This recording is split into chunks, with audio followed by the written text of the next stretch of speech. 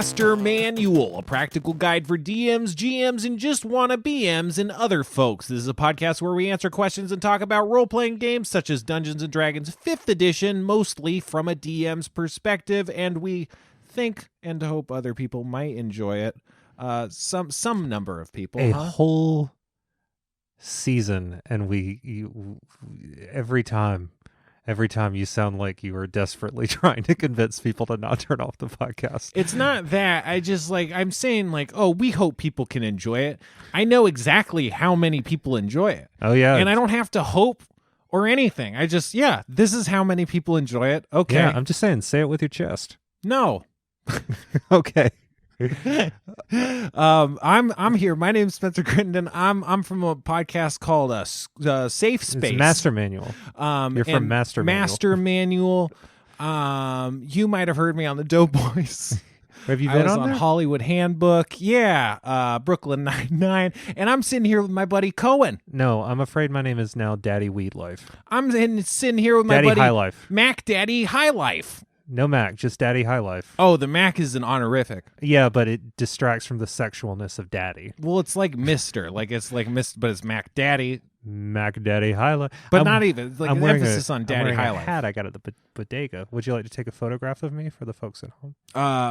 Yeah. Ka-chick. We'll do it later. Okay. Hold on. I'm just going to take a selfie. We'll get there. They'll get it from a couple of angles, such as this is important that we get this. It's for the. I know. Good for the problem is, it's just you can't really talk while taking a photo, and we're the only two people recording. I did it. No, I know. And didn't you hear me talking while that was happening? Yeah. We made it happen. Really saying, my name is Cohen. No, I know. I'm a game designer. This is for me, right? I'm the audience. Yeah, my name is Cohen. I'm a game designer. I know this stuff. What are you talking? I'm talking to the beautiful folks at home. No, I'm talking to you know what, Ricky, on your lunch break, I'm talking to you, buddy. This one's for you, baby. I know it's hard. Ricky is on his lunch break, and it's rough. And he's had a Maria on the drive home, and Kelly on your jog. You've been. What have you been up to, man? What have I been up to? I got a new job. Oh shit. Yeah, I'm going to be working at a media services place where they do all the things that like make make like streaming stuff work, and it's real. I'm going to be a production coordinator. That's it. Damn, that's my title. So I've always wanted to coordinate a production. Me too. I've done it once before, and it really sang. I like coordination, and I like production. Yeah. It's good because I've actually been for the past 6 weeks or so, I've been getting up at 3 a.m. to unload boxes at Target, and that's been a real motherfucker. I have not enjoyed it, and so I'm happy to have some steady work. I think it kills people. Yeah. There's that part in the song. Do you ever have intrusive thoughts? The song? No, just it's really. Have you ever had the song "Intrusive Thoughts"? Okay, I need to press. Have you had intrusive thoughts, like when you have a phrase you can't get out of your head? I think everyone on Earth has. Okay, they? well, I'm introducing the concept for the folks at home. Shut up! I know what this stuff is. Why are you telling me all this stuff? I know. Okay, well, do you know the song "The Piano Man"? Yeah. Do you know the part where the bartender out of nowhere says, "Man, I believe this is killing me"? Sure. That has been running through my head a lot because it's been real brutal. I gotta say, much love to everybody out there unloading boxes and stuff. This one's for you. Oh yeah. But I got a better job where I won't have to get up at 3 a.m. and things are gonna be better. And you've stopped playing the piano, so we're hoping you recover soon. Yeah, well, I had to. They just broke all my fingers. Like you come in on the first day, they're like, "Here's your box cutter. Please put your fingers in the vise." Yeah. Yeah. That's what they do. And then the floor drops out. I haven't been playing many games because honest to God, I've just been really tired. Yeah, I haven't really done anything either. I've just been writing Harmon Quest. That's certainly something. I'm sure this is coming out when Harmon Quest is taping, huh? Oh, Whatever. yeah. If it isn't, though, get them to... Oh, wait. HarmonQuest.com. I can't wait to see it. Yeah. Can I come? Yeah. You asked before. Yeah, no, I could definitely make it happen. Well, now I'm excited because now I'm not going to be falling asleep at 9 p.m. because I have to get up at 3. So I think I'm going to get more out of it. Right. In the past, your excitement was entirely properly manufactured. It was like, boy, I'm going to drink a lot of coffee and Red Bull and then be a little bit loopy. But I'm excited. I'm sure that as this is coming out, you're doing a great bang up job. Nope.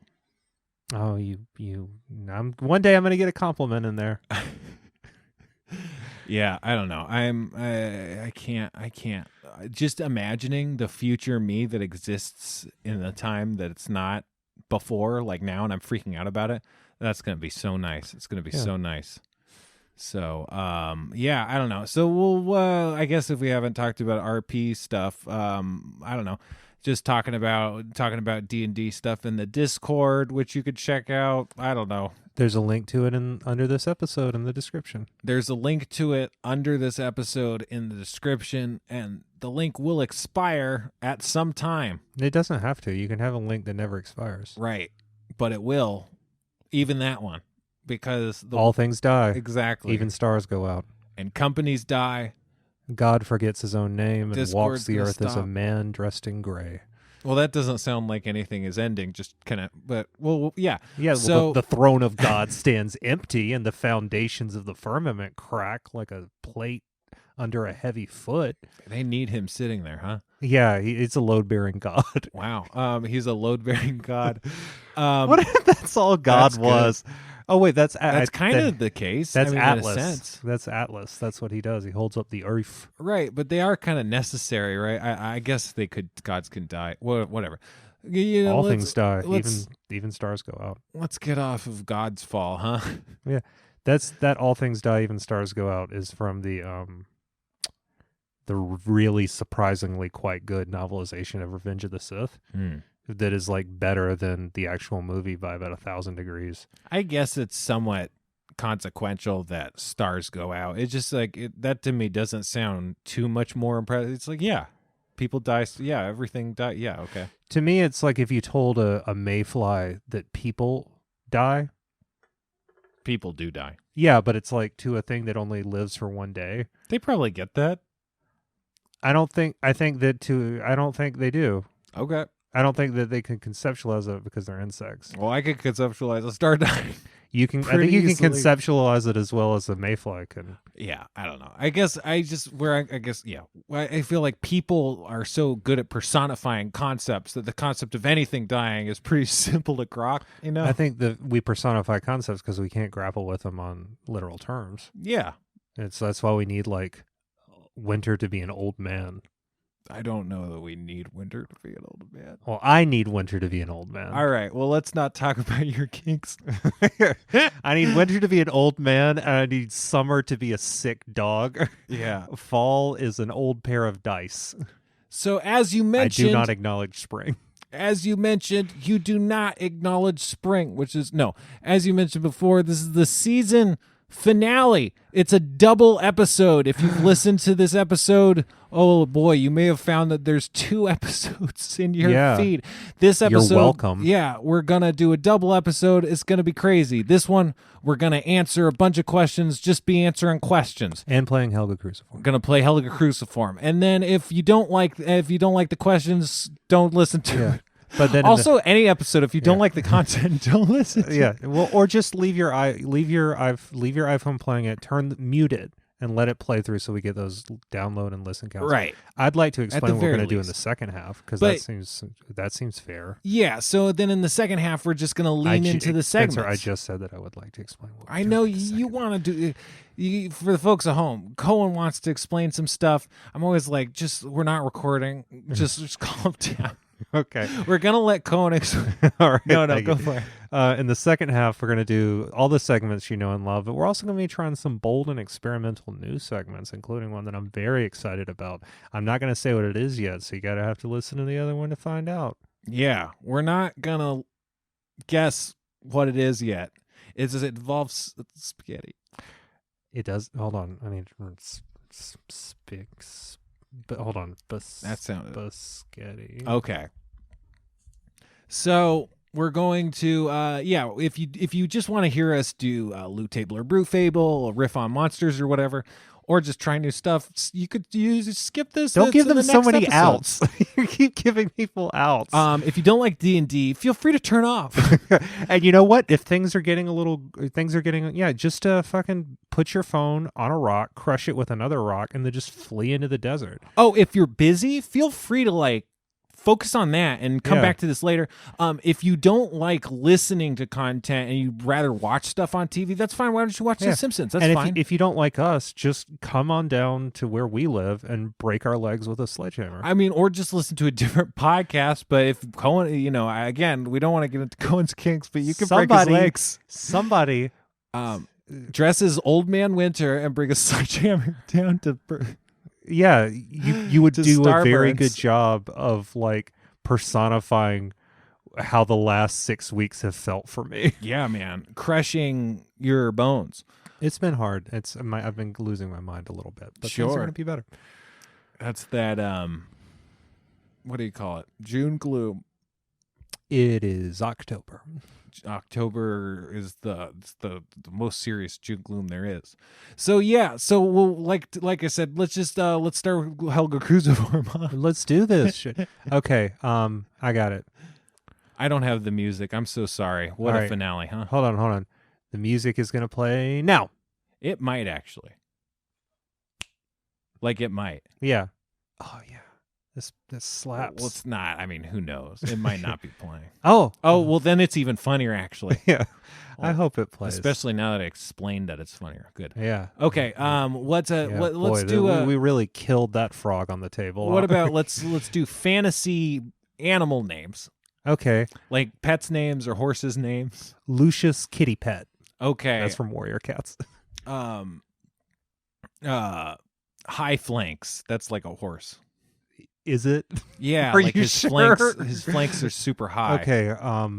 Thunder Thump, the wild rabbit. Oh shit. All the other rabbits call him the wild rabbit, even though they all live in the wilderness. So that's how you know he's a real stone motherfucker. Molar, the big mouth thing guy. It's like I can't think the big of mouthing Molar Big Mouthington guy. I can't think of a big monster that's just known for having kind of a large mouth and not much else going on. Largemouth, the sea bass. Big Mouth, the Netflix series. Big Mouth season 2 on Netflix. Oh, Nick Kroll, huh?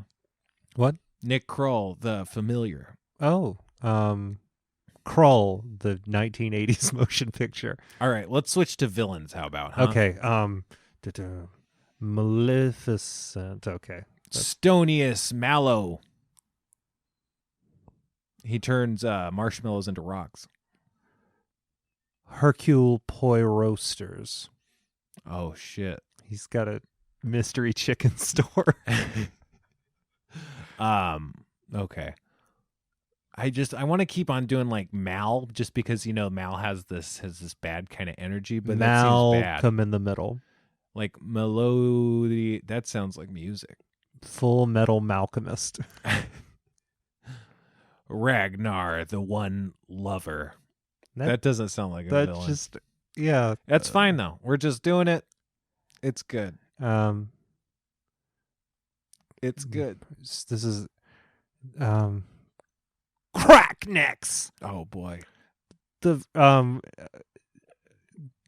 broken. Okay. Well, the broken? Yeah, he broke his neck. And Stewie's the cursed neck that was broken by the person. Griffin. I just love Family Guy. Have you seen it? Brian the dog. He died.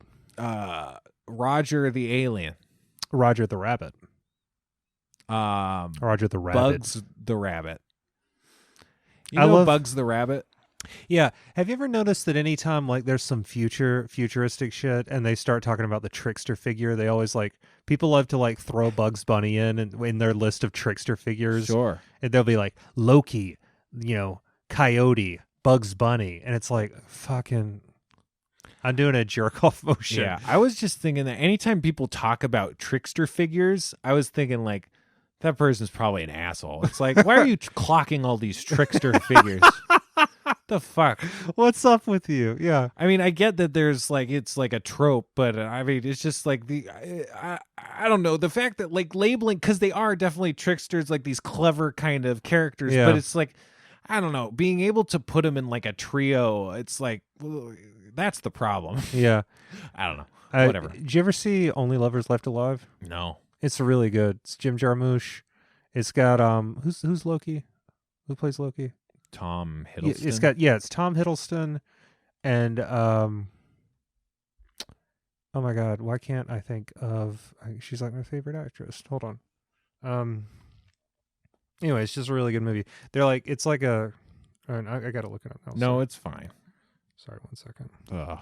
Yeah, it's Tilda Swinton and Tom Hiddleston, and they play these like truly ancient vampires who are in love, but it plays out very low key and realistically. Like they're just spend a lot of time talking and driving because it's a Jim Jarmusch movie. Okay, but anyway, it's really good. I highly recommend it.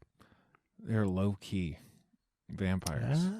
Low-key vampire. Yeah, I've heard that a couple times, that kind of pun in podcasts recently. Low-key. That's a big thing in American Gods. Low-keys. There's a guy named Low-Key, and turns out later it's Loki.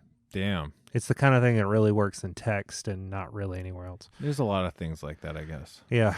Well, you want to crack into some questions? We got to clear out this mailbag. Huh? Yeah. And we're going to read all the questions that anyone is. No, we're going to do our best. We got 100 questions, and we won't leave until we've answered all of them. No, that's not true. Okay, let's dive in. We're going to do a season finale size chunk. So, all right, Chris asks us, Sweet Chris, how do you avoid railroading your players while still guiding them through a specific story in a way that makes sense? Damn, Chris, that's like the central challenge of a DM. Right. How do you? I guess like just you want to be focusing on your players. I think over preparing kind of takes you away from not being in that.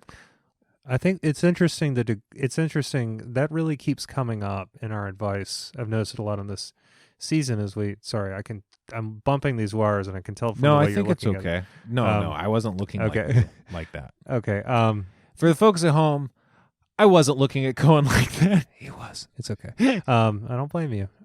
No, I think that's the thing that keeps coming up is like, and people have said to us in some of the feedback that it's something that they've appreciated is, I think that when people talk about DMing, there's so much conversation about preparation, prep time, being ready, and it creates this idea of the DM as a repository for a lot of work. Right. Where everything has been laid out and every possibility is considered. If they do this, then this. If they do this, then this. But in truth, the best DMs, I think, are going to be 60-40 improv to prep. Yeah, I mean, when you look at the material, you realize that, oh, no, even in the most official sanctioned stuff, it's very bare bones in what it gives you, and it expects you to do a lot of work on top of what's prepared. And so I think that a lot of people might like, I don't know, like, look at all that stuff that's written out and be like, this is 5 pages. Like, I got to know this whole thing. But it's like, it's really just, this is a map that exists, and this explains the map. And then now it's your job to run the players through it, how they do it, or maybe they leave even. And it's a negotiation. It's a conversation. It's right. What you're saying.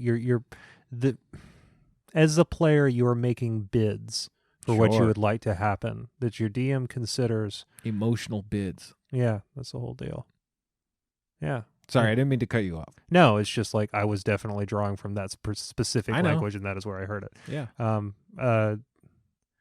But you're saying this is what I'd like to happen, and the DM says, well, maybe this. But an easy thing to not realize if you've only ever played and you've never DM'd is how much of good DMing is just reacting to what a player is trying to do, not filtering their thing into something you already had prepared. Yeah, we've mentioned that to some extent, but one of the biggest things you can do is react improvisationally to something someone's doing in a way that feels very natural and expected and meant to happen. And when you do that successfully, which is imminently possible, it makes it feel like you're a real master and you planned everything perfectly without even having to do literally any work other than rolling with things. And so like that's kind of, and then that comes exactly from being in the moment. I don't know. I one of these days want to do a deep dive on looking at best practices for improvisation applied to D&D, because I think that sounds fascinating. Let's do that. Yeah, I think obviously anything can be applied to anything and go, oh yeah, this is kind of like the way butterfly wings disintegrate or something. But at the same time, I think that specifically a lot of rules to teach improv are good DMing practices, probably good for players too, but specifically for DMs to be able to work with player complications. I think that there's a huge amount there. And the few times I've looked at like, 10 rules of improv, I've been like, this is uncanny. Like this is exactly, it's clear. I don't know much about improv, so I'm gonna. But I would love to learn. Yeah, and I specifically in this context and in no other. Right. I think that that's the only no one should ever do improv outside of D&D. It's because it's like if you think about it, isn't improv just D&D without the good parts? Yeah, and with all the bad parts. Yeah. So I don't know. Obviously, your question's broad. The answer's broad. Luckily, we were heroes and we answered it. Yeah, we don't, this isn't, hopefully that was somewhat helpful, but I don't know. A lot of it comes down to knowing your players, getting to know what they want and just kind of rolling with it, which is kind of like learning to let go more than it is trying to dig in and really, really claw at and hold on to being able to get something perfect, perfectionism. All right, let's that was a great question from Chris, I think. Thanks, Chris. We definitely said his name though once. Yeah. All right, let's keep it rolling because we're doing it's all questions all the way down, baby. Yeah. We are going to have a word from our sponsors. Yep. We have to pay the bills. Yeah. Sorry. All these bills. So the next question comes from Dave B. I've been DMing since 8th grade, and also I'm paraphrasing all of these emails. Wait, really? Yeah. Okay. I'm an editorialist at heart. What is your favorite party level to DM? What level of monsters and or organizations do you enjoy most running? I've never gotten past like 6 or 7. 6th or 7th level? Yeah. What level of monsters or what level of organizations do you enjoy? I'd say that I like once they get to like 5th or 6th level, because then they start having I think that's where they start having familiarity with their and confidence and like not just how to play their characters but the personalities of their characters. Yeah. At that point they really start to find them. And I think that I don't know much about what it's like beyond that, because I've run several campaigns and that's kind of where they tend to kind of run out, just because reality, right? Yeah, I mean, there's typically a lifespan on D&D games unless they're really consistent. Well, how about these questions before I start answering? Do you have a preferred amount of magic for a setting? Do you like it really common or less common or something in between? How do you feel? Okay, so let me just answer that first. I like 9 to 10. Or barring that, I like right before you get to 3rd level spells. Well, mostly that's just because I really like magic. And so I think in terms of like spell levels and stuff. I like 3rd level spells. Yeah, 3rd level spells are where, I don't know. There's a lot of fun 2nd level spells, but then unless you get like 3rd level spells, it's hard to like really crack into the fun 2nd level spells. I don't know. Whatever. So I see what you mean. When there's a premium on doing 2nd level spells. Yeah, you just go for Scorching Ray or something. Yeah, but once you have, I like... One of my favorite spells is a 1st level spell called Catapult. Sure. Where you just launch an object. Yeah. How much damage does that do? Like 2d10. Damn. It goes up to like 3d10 at once you hit 5th level. OP. And I please nerf. With my character who I'm playing right now, Connell Velveteen. He has a staff that like a spear that's like his family's ancestral spear, and he can summon it back to him as a bonus action. And he's like attuned to it, which means he doesn't take the normal penalty because he's not proficient. But anyway, the point is he never uses it as a spear. He uses it as the thing that he catapults and then summons back. And it's a lot of fun. That's cool. Yeah. I'm into it. That sounds like a crazy spell, though, not a standard spell, right? No, it's in it's in Xanathar's Guide to Everything, exactly. but it's a spell. Yeah, no, I'm not saying it's not a spell. I'm not implying you're cheating. Certainly, that's not what I'm saying. I also might have the numbers a little bit wrong. I don't really stat out levels and stats for monsters very rigorously with respect to challenge ratings. I'll usually adapt something within the range, but I won't be all like, oh, they're all level 6, so I better do a challenge rating 7 and then a 7 and then maybe an 8. Like, I just kind of throw what I feel, what's interesting to me, and then I make a lot of stuff up too. I'm still a little bit shaky on what would I go by the chart. I feel like the chart in the DM's guide is actually very helpful for like the one that's like the percentage, because I just know what.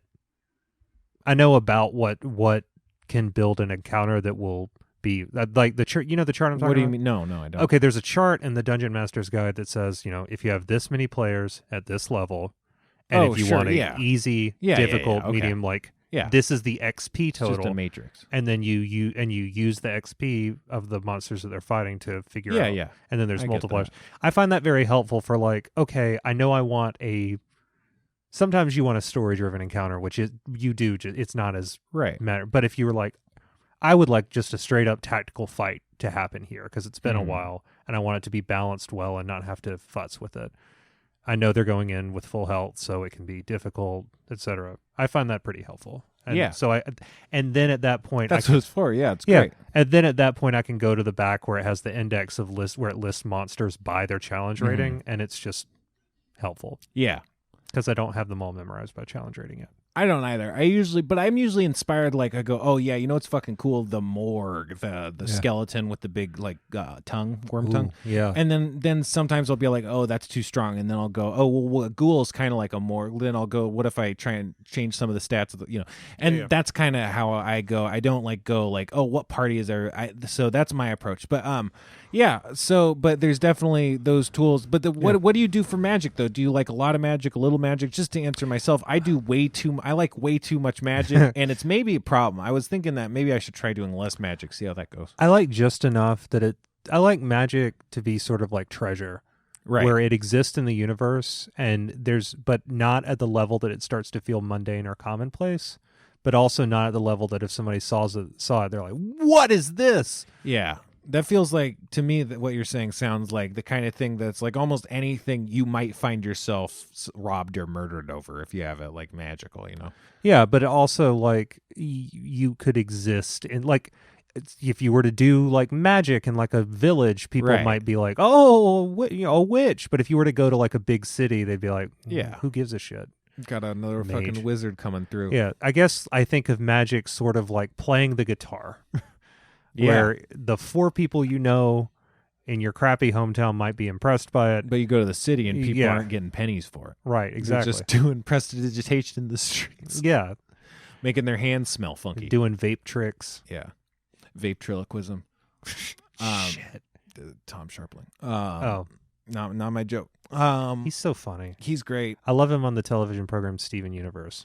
Yeah, I should do D&D with him. Yeah. Do you want to get Tommy Boy up in here? Yeah, let's Starchild. Let's call him up. Let's do this show during. Oh, I think we sometimes record during the best show. Let's call him right now. Okay, we'll be on. No, okay. The next question comes from Leonard. Hello, you're Pierce. on the best show. Sorry, I talked over that person's name. No. Tom Sharpling. Leonard Pierce. Leonard Pierce asks, or says, or both. World building. Too much of it? How much is? For those running their own campaigns, how much background lore is enough, and how much is too little? How do you find the right balance? So you're doing 2 campaigns? I haven't. I keep saying I'm doing that second one, but I've had some upheavals in my life recently. I think I'm going to actually be able to start the second one pretty soon. Though. But there's the Sonic one. Yeah, the Sonic one is still going strong. So the world building there is just Sonic. Is there extended world building that you're doing? It is not just Sonic, actually. Oh, damn. Well, it's a lot of the joke. The essential thing is that it is happening in a bad Sonic fanfic. That is eventually going to start crossing over with other fanfics, and I have a loose in-between place that I've established that allows the transit between there. So that is basically like I've put my own, sigil, City of Doors in there that they can get into other fanfics. And because those are necessarily canonically loose and also infinite, the story is just going to, like, I created a thing, basically a TARDIS. Yeah. TARDIS style character where they can just get to other stories. So right. I know I'm going to do about 6 more. A time van, if you will. But I don't know what those other 6 are going to be yet. So that's where I'm at. And I feel like that's about how I normally plan campaigns. Right. I have a strong idea for the first thing they're going to do and a loose framework for how they will get to the rest of it. Right. And we talked in the past about this target, this 3-tiered ring system of building content. That's the similar thing. You're focusing on their immediate terms and only vaguely thinking about the longer term and kind of leaving yourself options that you can move in as things make sense or stop making sense.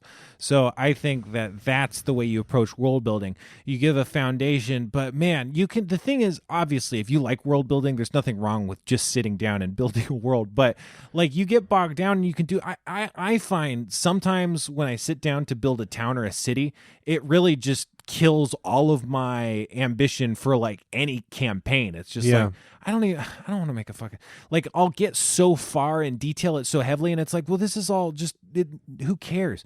And so like I think that it's really easy to either over obsess about world building or just get bogged down and kind of burnt out by it. And I think that it ends up a lot of it not getting used in the first place. So unless you really like just committing it to have like as a piece of world building, I think although that can lock you in because if they say like if you know whatever, I'd say never know everyone who don't know what all the shops in a square are, because if they say is there a place I can buy a horse and you've already decided what all 8 of the stores are and none of them are a Hofstadler, that's a place where you get a horse.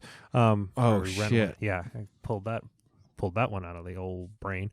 That's what I call it, the old brain. The old brain. But if you've already decided that there's not a potion shop, and then they want to, you know what I'm saying? Yeah, like, no, 100%. Leave a lot of blank spaces on the map explicitly for towns. That's valuable. But but world building is just the same way. The lights keep changing outside, and now I've seen someone moving through the warped. Thing. This looks like our good friend Jason, if I'm seeing correctly. Anyway, hi Jason. Yeah, he works on Rick and Morty also. But whatever. Jason Sudeikis? Jason the murderer. Oh, the mythical killer. Oh, you're talking about Jason X. Yeah. He goes to space. He does now. Yeah, I like before that. I was talking more of that, but. It's cool. I don't know. What were we talking about? You were really, really digging good. Deep onto your details about the Jason verse. No, that was what was happening after. Oh, yeah. Oh, we were talking about not getting overburdened on details. Yeah, just because you write all this stuff, it can be fun. If you have fun doing it, that's great. Do that. But it often doesn't come out, and it can kind of make you want to do that stuff and less flexible when it comes down to needing to be flexible, which poses problems. And so that's what we're talking about, trying to avoid by not diving into that. But again, you can have a lot of fun. I think depending on your group, they can, if they dig into that or they really like exploring, you might be inclined to do a lot more of that, but that's my experience personally. So who knows? All right. I think we actually need to go to commercial now. And we're going to be back with a quick break. All right. So how often does this happen to you? You wake up, it's been a long night of, camping in your adventuring days. Mm-hmm. It's time for breakfast. Oh, yeah. You don't have any milk. Oh, no. That's why. You know how many times I have to, sorry. What? I would say that has happened to me about 8 times. Oh, yeah? But, that's enough. That's not that many, actually, but it's still, you never want it to happen to you. Yeah. That's why we're here to talk to you about Goblin Flakes, the only cereal that transmutes water into milk.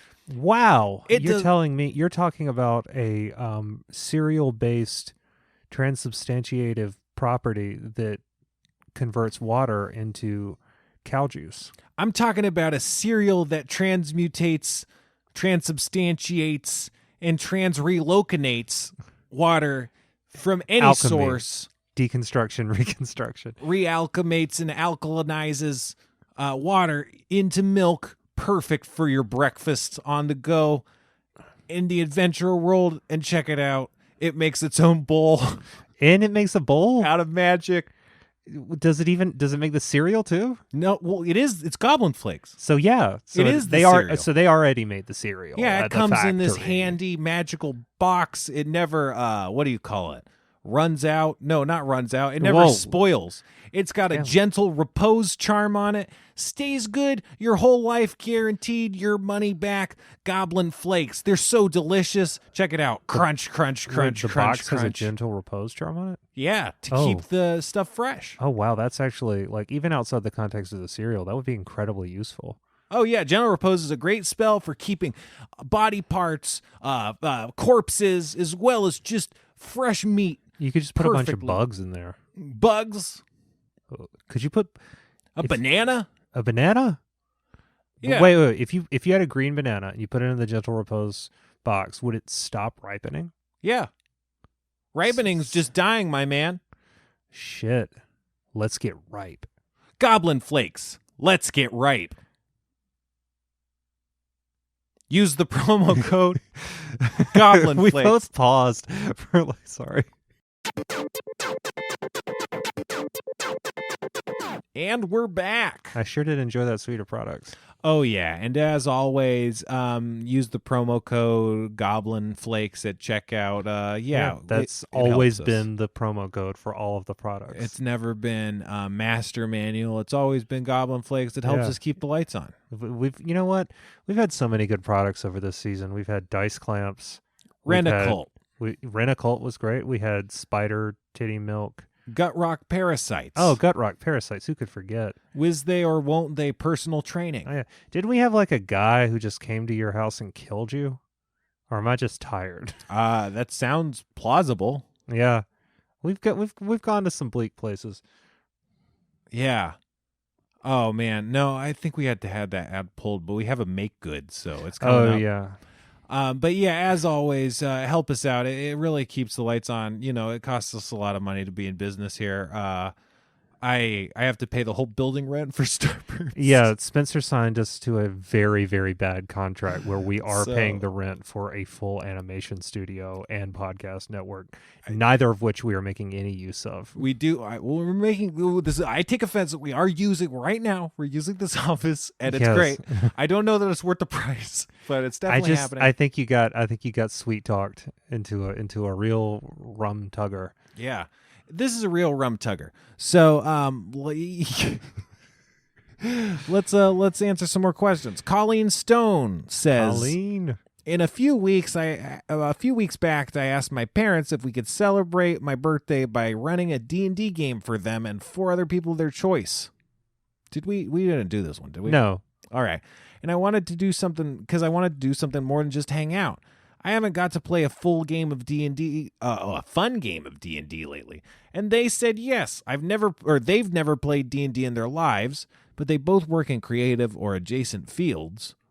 And they did stuff. The game day is in 2 days. Sorry. But it's fun to answer. Was it Colleen? Yeah. Sorry, Colleen.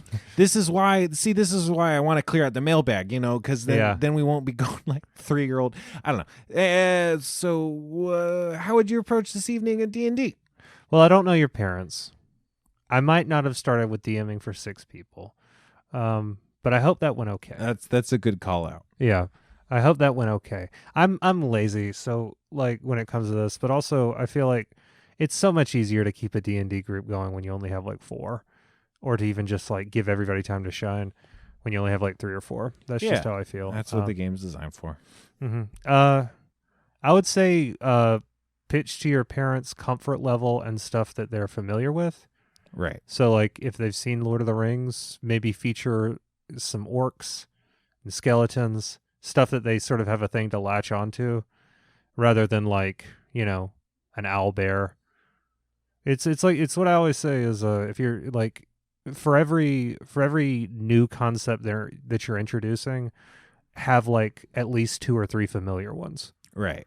So I would say like with this one, you play to stuff that they're generally familiar with. Yeah.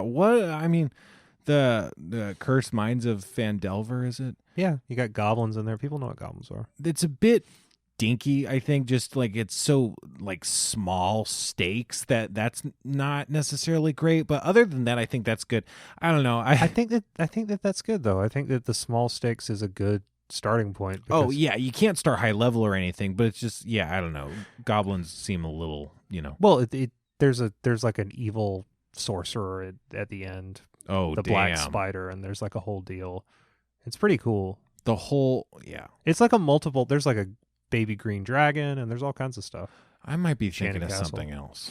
You might. Oh well. It starts off with just some goblins, but then there are other steps to the Well, game. then start with that, huh? Yeah, play the starter set. I've been obsessed with what is it, like Tales from the Yawning Portal, which is a D&D book they released. It's a really I really wish I had a copy. Oh yeah, I got one. The Wizard sent it to me for free. Really? Yeah. Can I borrow it? Yeah, I guess. Okay.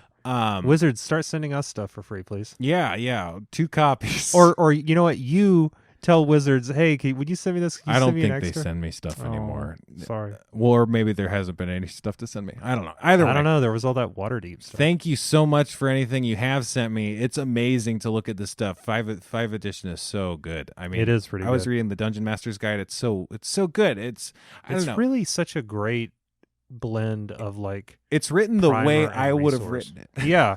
Which is funny. Yeah, it's direct, conversational, and instructional without being pedantic. Right. So Tales of the Yawning Portal is a book. It has dungeons that run the gamut from first level to very high level. Theoretically, you could just run dungeons contained in that book with one party and get them all the way through the book, which is a really cool prospect because it's a whole campaign in a book. Yeah. And I'm really excited by that as a concept, just because I didn't like the idea of buying a single adventure module and being like, well, now I have to buy like 12 more of these. What's the point? But the idea that it's a book that has all the stuff self-contained is really cool to me. Maybe that's something, because you just start with it's called like the Sunless Citadel. That to me seems like a really cool first adventure thing. There's kobolds and goblins, and I think there might be a dragon, and it just seems really cool. I'm just excited by it, so I guess I'm thinking to talk about it. But that's a supplement that I think is it's a early level thing, but at the same time I think it's pretty expansive and fun for first level. Yeah, hitting them with that first part of the Phandelver is good. Yeah, there's good stuff in there. Yeah, so I think that's probably good. I just think that content it's iconic and resonant, and if you lean on the players and their abilities, it's just you really are getting what the game is, Yeah, I don't know. Get them swept up in the. Do you ever get excited thinking about? You ever just like sort of marvel at like the pre-prepared modules, because like. I don't know. Maybe this is just me getting starry-eyed. But when I think about like that they built this story, and there's these bones, and it's almost like it's like when you go on a ride at like Disneyland or Marvel, and it's like, or like Jaws the ride, and it's like the beats of Jaws the ride are that you get on and the guy's taking you on an adventure, and oh no, there's another one sank, another boat. Like tour boat, you see its wreckage, and then the shark comes up and he shoots at the shark, and it's like that's kind of like sort of what's happening. It's like, but it's like the beats happen every time. It goes wrong every time. Right. In fact, it's going wrong for all 12 carts that are actually on the ride at any given time, and hundreds of thousands of people have played the starter set adventure, and so it's like there's just something like really neat to me. It's tradition. It's a tradition. Yeah, it's like going through the beats of this. It's almost like this. It's this like welcoming orientation to like this grand tradition. Right, and you're talking about Phandelver?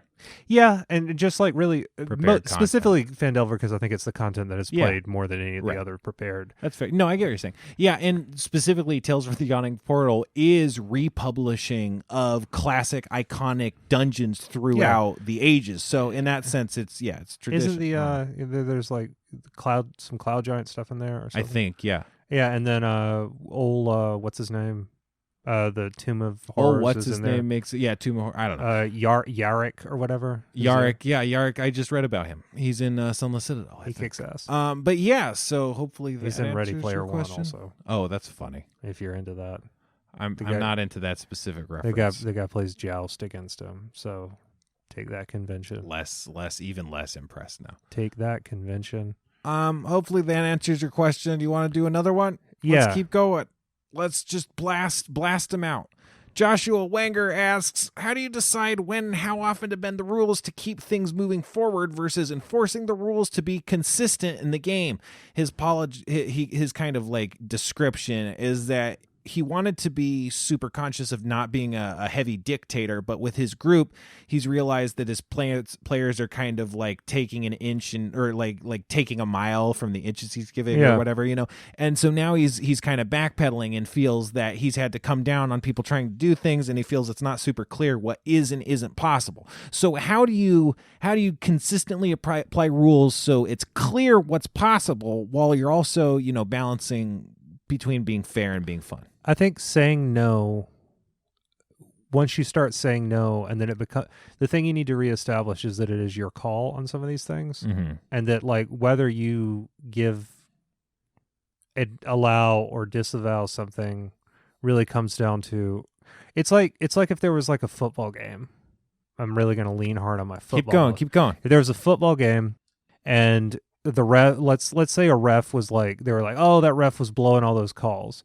But at no point is anyone questioning the fact that there is a referee who is making decisions. Right. So even if you've made things a little confusing, I'd say don't worry too much about it. Just start figuring out for yourself, like make the call it as it lays.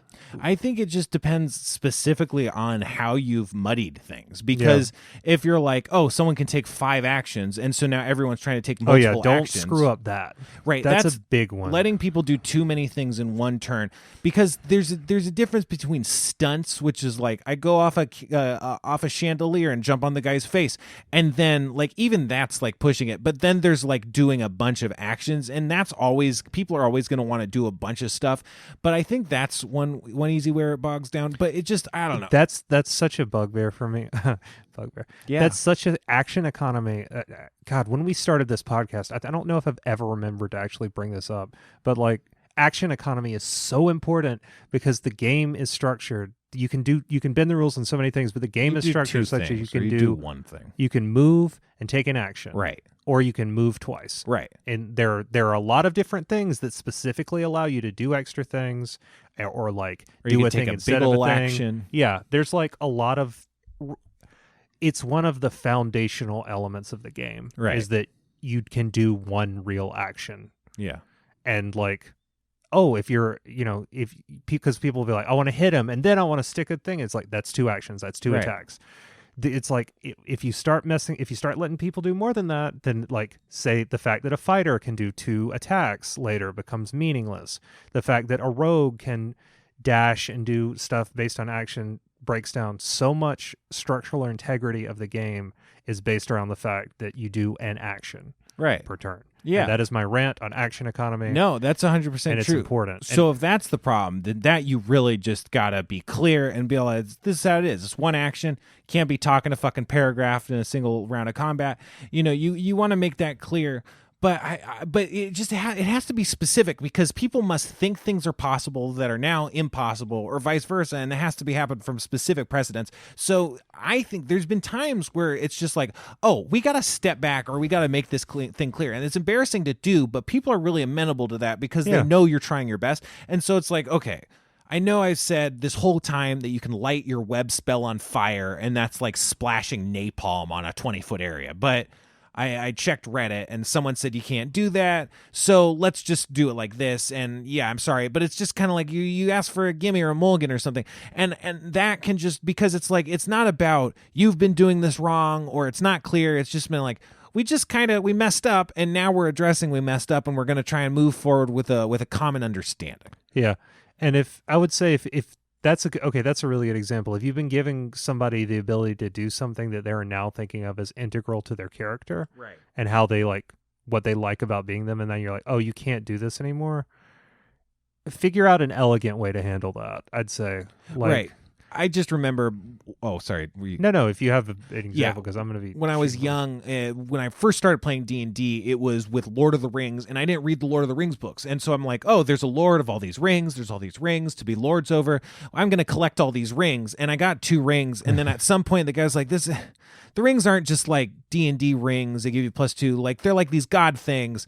And so like you can't have these rings. And so we're gonna get them stolen. And he just told me that outside of the game. And then I was like, oh, well, I get it. What you had forgotten is there is only one Lord of the Rings. Well, yeah. And he does not share power. You're way behind on the podcast, but Schraub has on a couple occasions lampooned the Lord of the Rings on the basis that there's not all these rings and there's no lord, and it's fun, and you can nitpick his complaints, but it's like a trope. It sounds like he's a little wrong to me. Yeah. That's what everyone says. I'm with him because I'm not falling into his trap. Because exactly of what the story is, that's what I thought. I was like, yeah, there's all these rings, we can lord over them. It's great, and that's not what it is. But so that's a plot situation. That's like if someone gets an artifact sword that's way too powerful, you're just taking it away. It's not exactly a rules thing, but I think have that's the devil show up and steal it. Well, but this is talking about rules and stuff. But like, I just think that specifically, like, you can just say that stuff and people will be somewhat forgiving. I mean, it depends on your friend group. The fact that your friends are taking advantage of your rules decisions is maybe means that they're more temperamental. It doesn't sound like they're taking advantage to me. It sounds like they've been like playing it as it lies, and like if they've been asking, you've been given, and that's fine. But you also don't have. You can find a narrative way to do it, and then it's be like, because I don't know. If it's like, oh, hey, this is a little too powerful, I got to nerf this a little bit, that's fine. But you can also just make it work in the story. You just have like a witch like steal some fragment of their power, and it's like your spell is weakened, and maybe their spell is weakened for a couple of levels, and then they get it back. But now they're actually fighting things that are at a challenge rating such that the spell is no longer overpowered. For instance. Damn, that can work. Yeah. Mm-hmm. Yeah. That's video game styles. Cohen pointed at his brain. Mm-hmm. That's like how you do it in a video game. What they call a taste of power is when you in Metroid. Yeah, it's like when you play the first level as like a really strong version of the character you will eventually be. I think it's a mistake. I think that you're then playing the actual game seem like a weakness. I think it betrays a lack of faith in the escalation of your game. I think people have taken that concept to the extreme and made inventory slots an aspect of that, and it's like, give me my fucking inventory. Yeah, because that's the point where it starts to, like, inventory is something where if they can see that they're going to have a lot more, and that you're blocking it off, it just feels like punishment. Just go fuck you. Yeah. It's literal punishment. Yeah. Anyway, sorry, I cut you off. Once again, I'm good at that. I love it, and I love calling it out when nothing can be done about it. Mm-hmm. I think we have a natural rhythm, and the folks love it. Let's have one more question before I fall asleep. It's like stopping and starting in traffic. Miles asks, love the podcast, just total noob at this, and I'm trying to get a game going with some friends. Join our Discord. Oh, how do you guys feel about a more freeform game to lower the participation hurdle? He's talking about trying to make his own kind of game. How do you feel about creating a super simple RPG from scratch? Sounds like a whole hell of a lot of work. Yeah. I think it is deceptively incredibly difficult to do that. So I just want to, in the interest of transparency here, I actually responded to this guy, and I don't do this, but I responded to this guy directly. Don't expect it, folks at home. Yeah, exactly, because I'm not going to do it. I just did it because I had a really good answer, which is why I read this question, because I have a good answer. Why don't you read the thing you sent to me? No. But I said, like, yeah, essentially, it's going to be work to do it. But there's these two systems that you might like. One is called Fate Accelerated, and the other is called Powered by Apocalypse, or Dungeon World, I think, Powered by the Apocalypse. And they're both designed to be lightweight, easy to understand systems that kind of appeal more to adult game sensibilities, like just say apples to apples. And so they're more grokkable to a casual audience. And I told him that they'd be perfect. I said, give them a look. I give him some links. And he said, hey, this is exactly what I'm talking about. So hopefully he wasn't just being nice, and he actually helped that. But when I've read those systems, I was like, this is so perfect for a more casual crowd. I've never actually done it, ran a game myself, but I have the Fate book. I just bought the Dungeon World book the other day. Oh yeah, I have Blades in the Dark that I'm excited to start running. What is that? Oh yeah, so it's called Blades in the Dark. It was kickstarted a few years ago. The reason I bought it is because the book feels really nice. Like it has like I think I brought it at some point. It has it just feels really nice. It has a nice heft to it. The paper is really gorgeous. Oh yeah. Yeah. It's simplified down, but it's like the structure of it is that it's in this urban fantasy setting, like 19th century. You're playing as like a criminal crew, and there's like a separate character sheet just for the crew, which is fun for like the organization. Oh, that is cool. Yeah, and then you're running different jobs, and the book lays out there's just one book that's for the GM and also the players. And it lays out, they have different there's like a leech who does different things. I haven't read the book all the way through. Sure, yeah. Nor have I run it, though I want to. But it's another game that is you just roll a 6-sided die. You can. It's simplified. Yeah, I remember Fate Core or Fate Accelerated is pretty simplified. The character creation is pretty short, and it's like a fun game in and of itself. So that's one of the things I think is good about it. Yeah. It's like, because it's just more like a party game. It's just more conducive to, I think, a casual. And I said that, but I don't know. Hopefully we already answered his question. So hopefully other people find that information. Yeah, a lot of people have been asking us what we think of those systems, and I think now we can say unequivocally, I love it. They're all right. I'd love to try them at some point. Like that famous song, I love it. Yeah. I don't care. I love it. But I crashed my car into the bridge. I just mean into a box and kicked it down the stairs. I like loving it and not caring about it. I don't care. I know the concept is that I don't care. Like I love it so much I don't care, Way. You want me down on Earth, but I am up in space. And you're so damn hard to All right, I was just gonna say I'm uncomfortable. I'm from the 7. You're from the 70s, but I'm a 90s bitch. I don't. Yeah, that song. It's okay. Yeah, I love it. I don't care. Yeah, no, that's what I like. I mean, obviously that's the driving emphasis of the song, but I like that. Okay, so I'm gonna sneak a couple more questions on. Just one more. All right. I have to get up in. Curtis asks, 5.5 hours. How do you recommend players do item discovery? Like you're opening up a big chest and you see some magic items. Do you know what the stuff is? If it's a potion, do you recognize what it is? Are stuff labeled?